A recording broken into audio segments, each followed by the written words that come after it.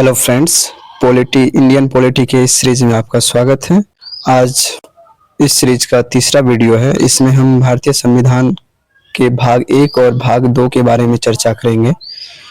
भाग 1 में संघ एवं उसका राज्य क्षेत्र के बारे में वर्णन है और भाग 2 में नागरिकता से संबंधित प्रावधान है। तो इस पॉलिटी का ये सीरीज जो है ये आने वाले सभी वनडे एग्जामिनेशन में, चाहे वो केंद्र सरकार का हो या राज्य सरकार का हो, उसमें यह हेल्पफुल रहेगा। तो हम आज स्टार्ट करते हैं। भाग वन में आर्टिकल 1 से 4 तक दिया गया है और इसमें संघ एवं उसके राज्य क्षेत्र का प्रावधान किया गया है। तो आर्टिकल 1 में देखते हैं क्या है। आर्टिकल 1 में है भारत राज्यों का संघ होगा। भारत के क्षेत्र में जो भी भारत है, भारत राज्य से मिलकर बनेगा। राज्य के क्षेत्र, केंद्र शासित प्रदेश, संघ राज्य, ठीक। फिर उनके बाद अन्य क्षेत्र जो भी शामिल किया जाएगा वो सब कोई भारत संघ यानी कि भारत जो राज्यों का संघ है उसमें शामिल माना जाएगा। तो अगर भारत क्षेत्र का बात करें तो इसमें 3 चीज है, एक तो राज्य है, उसके बाद केंद्र शासित प्रदेश और अन्य क्षेत्र जो शामिल किया जाएगा भविष्य में। फिर आर्टिकल 2 में है संसद को यह अधिकार है कि वो नए राज्यों को भारत में शामिल करे या नए राज्यों का गठन करे। यह संसद ही कर सकता है। आर्टिकल 2 में संसद को यह अधिकार है कि वो राज्यों को शामिल करे या नए राज्यों का गठन करे। फिर आगे देखते हैं आर्टिकल 3 में क्या। आर्टिकल 3 में दिया गया है कि संसद विधि द्वारा किसी भी राज्य का विभाजन कर सकता है, 2 या 2 से अधिक राज्यों का विलय कर सकता है यानी उसको मिलाकर के एक कर दिया जाएगा, या राज्य की सीमा में परिवर्तन कर सकता है, या राज्य का नाम बदल सकता है। यह संसद विधि द्वारा करेगा। हाँ, इसमें एक शर्त है कि राष्ट्रपति जो है ना उस राज्य से संबंधित यानी कि जिस राज्य का विभाजन करना हो या उसका नाम बदलना हो या सीमा चेंज करना हो, उस राज्य का सहमति लेना पड़ेगा किसको? राष्ट्रपति को। फिर आगे देखते हैं आर्टिकल 4 में क्या दिया गया है। आर्टिकल 4 में दिया गया 2 और 3 के तहत यानी कि अनुच्छेद 2 और 3 के तहत किसी भी प्रकार का जो परिवर्तन है उसके लिए संविधान संशोधन की जरूरत नहीं है। संसद जो है साधारण बहुमत द्वारा इस पे कानून बना सकता है। यानी कि आर्टिकल 4 जो है यह आर्टिकल 3 और 2 का यूज के बारे में बता रहा है, किस प्रकार इसका प्रयोग करेंगे।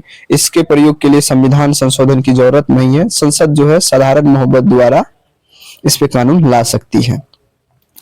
तो इस प्रकार हम देखेंगे भाग 1 में राज्य भारत एवं उसके राज्य संबंधित क्षेत्र के बारे में दिया गया है और इसमें आर्टिकल 1 से 4 तक है। अब हम देखते हैं भाग 2।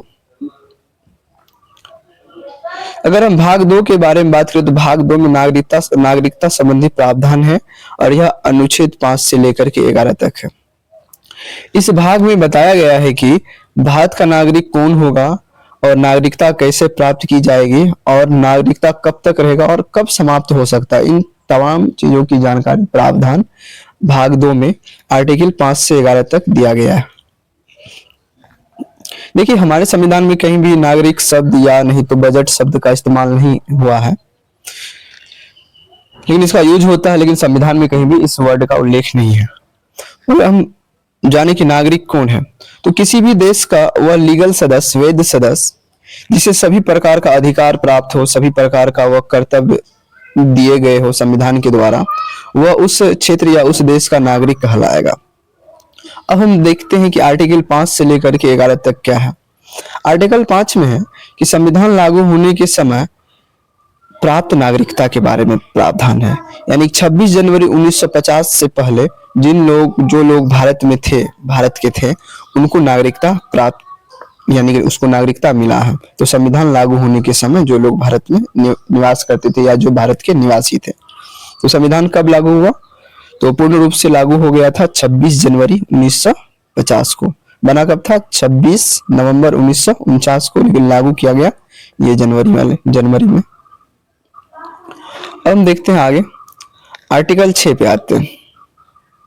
आर्टिकल 6 में प्रावधान किया गया है कि पाकिस्तान से भारत आने वाले शरणार्थी को दी गई नागरिकता, यानी कि जब देश का बंटवारा हुआ तो पाकिस्तान से जो लोग भारत आए, पाकिस्तान छोड़ करके जो भारत रहने आए, तो उनको जो नागरिकता दिया गया है ये आर्टिकल 6 के तहत दिया गया। फिर आर्टिकल 7 में है वे लोग जो पहले पाकिस्तान चले गए, फिर पुनः जो है पाकिस्तान से लौट करके वो भारत में पुनर्वास किया, तो उसको जो है नागरिकता जो है आर्टिकल 7 के तहत दिया गया है। फिर है अगला आर्टिकल 8। इसमें विदेशों में रहने वाले भारतीय मूल के व्यक्ति को जो नागरिकता मिला है वो आर्टिकल 8 में इसका प्रावधान, यानी विदेश में जो भारतीय मूल के लोग रहते हैं उसको अगर नागरिकता लेना है तो आर्टिकल 8 के तहत इसका प्रावधान किया गया। आर्टिकल इंपॉर्टेंट है, यह जो है नागरिकता समाप्ति के बारे में बताता है। जब कोई व्यक्ति विदेशी नागरिकता प्राप्त कर लेता है तो भारत का नागरिकता स्वतः समाप्त हो जाता है। अगर कोई इंसान, कोई व्यक्ति विदेश का नागरिक बन जाएगा तो वह भारत का नागरिकता उसके लिए स्वतः समाप्त हो जाएगा। तो आर्टिकल 9 में नागरिकता संबंधी प्रावधान है। अगर हम आर्टिकल 10 का बात करें, आर्टिकल 10 में नागरिकता की निरंतरता के बारे में है, यानी कि कानून के अनुसार नागरिकता कब तक बनी रहेगी इसके बारे में प्रावधान आर्टिकल 10 में दिया गया है। फिर आर्टिकल 11 बहुत ही इंपॉर्टेंट ये भी है। देखिए, नागरिकता जो है यह केंद्र सूची का विषय है, ठीक। तो नागरिकता पर कानून बनाने का जो विधि है ना, जो शक्ति है ना, वो लॉ जो बनाएगा नागरिकता पे वो संसद बनाएगा, भारत का संसद, ठीक। तो इस प्रकार हम जो है भारत के संविधान का भाग 2 में जो नागरिकता था, नागरिकता में जो आर्टिकल 5 से 11 तक था उसमें क्या क्या प्रावधान है हम देख लिया। अब हम थोड़ा चलते हैं और इसमें आगे देखते हैं। भारत का नागरिक होने के लिए क्या शर्त चाहिए, तो भारत का मूल निवासी हो तथा इस 3 में से कोई एक शर्त पूरा करे, ठीक ना।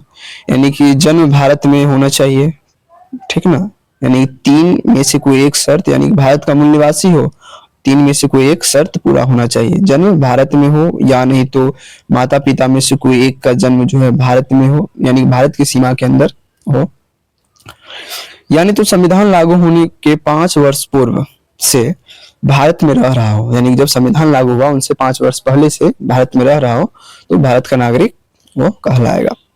अब हम थोड़ा देखते हैं कि नागरिकता अर्जन और नागरिकता समाप्ति किस प्रकार से किया जाता है। नागरिकता अर्जन का बात करें तो नागरिकता कैसे प्राप्त होता है, तो इसके लिए वो जन्म से उसे नागरिकता मिल सकती है, वंश के आधार पर उसे नागरिकता मिल सकता है, पंजीकरण रजिस्ट्रेशन द्वारा उसे नागरिकता मिल सकता है। अगर मान लीजिए कोई भारतीय मूल का है, विदेश में रह रहा, तो वह जो है पंजीकरण करवाए, रजिस्ट्रेशन करवाए मिल सकता है। हाँ, वो अवैध प्रवासी ना हो, तो अवैध प्रवासी वाला जो मुद्दा है यह आपको बांग्लादेश से सटे हुए जो बॉर्डर वाला जो एरिया है यहाँ पे देखने को मिलता है। जो शरणार्थी अवैध रूप से भारत में रह रहे हैं उनको नागरिकता पंजीकरण द्वारा नहीं मिल सकता। फिर आगे है कि प्राकृतिक रूप से जो भी भारतीय सीमा के अंदर होगा उसे अपने आप भारतीय नागरिकता अर्जन यानी कि प्राप्त हो जाएगा। क्षेत्र अधिग्रहण के द्वारा अगर भारत किसी क्षेत्र पे कब्जा करता है, उस क्षेत्र को अपने में मिलाता है, तो उस क्षेत्र के नागरिक को भारत का नागरिकता स्वतः प्राप्त हो जाएगी।